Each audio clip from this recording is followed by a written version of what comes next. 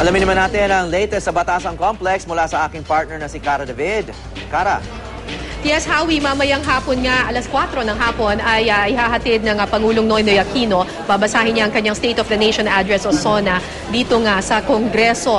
Papasok pa lang dito, Howie, ay nakita na nga natin yung hanay ng mga rallyista, kaya nagdulot ito ng kaunting pagbigat ng daloy ng trapiko sa Commonwealth Avenue.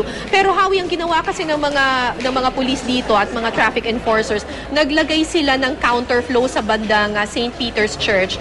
Kaya relatively umuusad naman yung mga sasakyan at kapag nakalagpas ka na doon sa mga rallyista, ay okay na, tuloy-tuloy na yung daloy ng trapiko hanggang makarating ka ng Batasan Complex. Pero pagdating mo, ayan, nakikita ninyo yung hanay ng mga pulis na nakabantay. Maaga pa lang kasi nandito na yung mga rallyista, kaya maaga rin na nakabantay na ang mga pulis. Tinatayang 6,000 police personnel ang nakabantay sa buong Batasang Pambansa at pati doon sa may Commonwealth Avenue para nga magpanatili ng seguridad sa buong SONA, ikatlong SONA ng Pangulong Noynoy Aquino. Yung nakikita nyo naman sa inyong TV screens, yan yung security preparations dito sa Batasang Pambansa. Nakikita ninyo may mga K9 units na umiikot. Walang tigil yung pag-ikot nila dito sa buong Batasang Pambansa.